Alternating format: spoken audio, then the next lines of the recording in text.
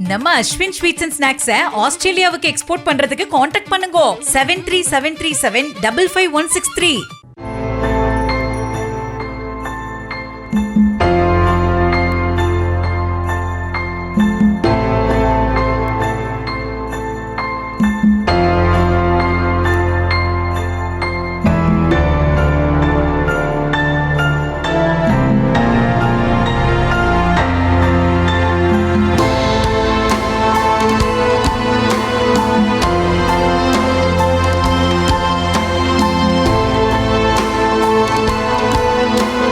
கடந்த ஆண்டு செப்டம்பர் 27ஆம் தேதி கரூர் வேலுச்சாமிபுரத்தில் தவேக தலைவரும் தற்போதைய முதலமைச்சருமான விஜய் பரப்புரையில் ஈடுபட்ட போது கூட்ட நெரிசலில் சிக்கி 41 பேர் உயிரிழந்தனர். இதன் பிறகு நடைபெற்ற தமிழக சட்டமன்ற தேர்தலில் தவேக ஆட்சியை கைப்பற்றியது. தொடர்ந்து நெரிசலில் சிக்கி உயிரிழந்தவர்களின் குடும்பத்தில் ஒருவருக்கு அரசு பணி வழங்கப்படும் என முதலமைச்சர் விஜய் அறிவித்தார்.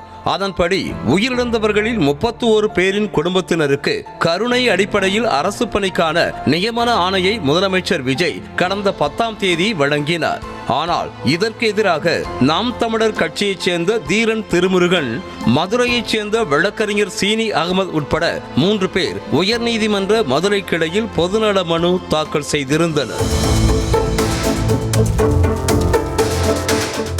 அந்த மனுக்களில் கரூர் சம்பவம் தொடர்பாக உச்சநீதிமன்றத்தின் நேரடி கண்காணிப்பில் சிபிஐ விசாரணை நடந்து வருவதாகவும், இந்த சூழலில் உயிரிழந்தவர்கள் குடும்பத்தில் ஒருவருக்கு அரசு வேலை வழங்குவது விசாரணையை பாதிக்கும் எனவும், இது கரூர் சம்பவத்தின் சாட்சிகளை கலைக்கும் நடவடிக்கை எனவும் தெரிவித்திருந்தனர்.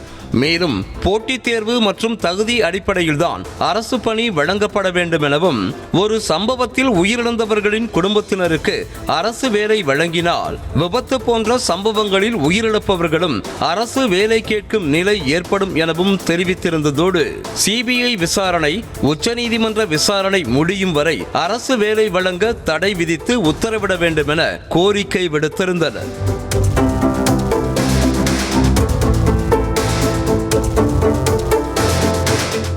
இந்த மனுக்கள் ஏற்கனவே விசாரணைக்கு வந்தபோது கரூர் சம்பவத்தில் உயிரிழந்தவர்கள் குடும்பத்தினருக்கு தற்காலிக பணியை வழங்க வேண்டும் எனவும், இந்த பணி வழக்கின் இறுதி தீர்ப்புக்கு கட்டுப்படும் எனவும் நீதிபதிகள் உத்தரவிட்டிருந்தனர். இந்த சூழலில் இந்த மனுக்கள் மீதான விசாரணை நீதிபதிகள் கார்த்திகேயன், சக்திவேல் அமர்வு முன்பு திங்கட்கிழமை விசாரணைக்கு வந்தது. அப்போது காவல்துறை சரியாக கையாளாததால் தான் கரூரில் கூட்ட நெரிசல் ஏற்பட்டதாகவும், உயிரிழந்த 41 பேர் மீது எந்த தவறும் இல்லை எனவும், அவர்களின் குடும்பத்திற்கு அரசு வேலை வழங்கியது அரசின் கொள்கை முடிவு எனவும், அதில் நீதிமன்றம் தலையிட முடியாது எனவும் அரசு தரப்பில் தெரிவிக்கப்பட்டது. மேலும் அரசியலமைப்பு சட்டத்திற்கு உட்பட்டுத்தான் அரசு வேலை வழங்கும் விவகாரத்தில் அரசு செயல்பட்டிருப்பதாகவும், ஸ்டெர்லைட் விவகாரம், மதுரை கவுன்சிலர் லீலாவதி கொலை வழக்குகளில் பாதிக்கப்பட்டவர்களுக்கு கருணை அடிப்படையில் பணி வழங்கப்பட்டிருப்பதாகவும் சுட்டிக்காட்டியதோடு, அரசியல் காழ்ப்புணர்ச்சி காரணமாக இந்த மனுக்கள் தாக்கல் செய்யப்பட்டிருப்பதால் தள்ளுபடி செய்ய வேண்டும் என தெரிவிக்கப்பட்டது.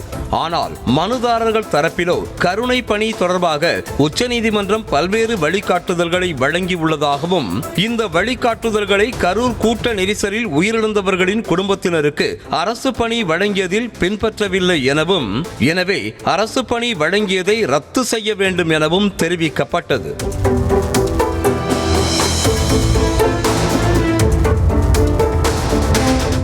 இருதரப்பு வாதங்களையும் கேட்டறிந்த நீதிபதிகள் கருணை பணி வழங்குவது தொடர்பாக உச்சநீதிமன்றம் பல்வேறு வழிகாட்டுதல்களை வழங்கியிருப்பதாகவும், இந்த வழிகாட்டுதல்கள் கரூர் நெரிசலில் சிக்கி உயிரிழந்தவர்களின் குடும்பங்களுக்கு அரசு பணி வழங்கியதில் பின்பற்றப்படவில்லை எனவும் தெரிவித்தனர்.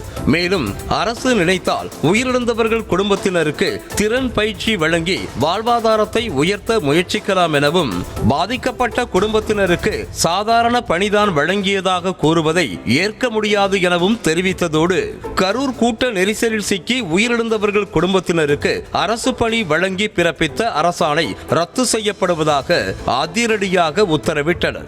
எனினும் உயர்நீதிமன்ற மதுரை கிளையின் தீர்ப்பை எதிர்த்து உச்சநீதிமன்றத்தில் மேல்முறையீடு செய்யப்பட உள்ளதாக சட்டத்துறை அமைச்சர் நிர்மல்குமார் தெரிவித்திருக்கிறார். மேலும் அரசு பணி நியமன ஆணை பெற்றவர்களின் வாதங்களை கேட்காமல் உத்தரவு பிறப்பிக்கப்பட்டிருப்பதாகவும் அரசு பணி நியமன ஆணை பெற்றவர்களை வழக்கில் எதிர்மனுதாரராக சேர்க்கவில்லை எனவும் தெரிவித்திருக்கிறார். நம்ம அஸ்வின் ஸ்வீட்ஸ் அண்ட் ஸ்நாக்ஸை ஆஸ்திரேலியாவுக்கு எக்ஸ்போர்ட் பண்றதுக்கு காண்டாக்ட் பண்ணுங்க 7373755163.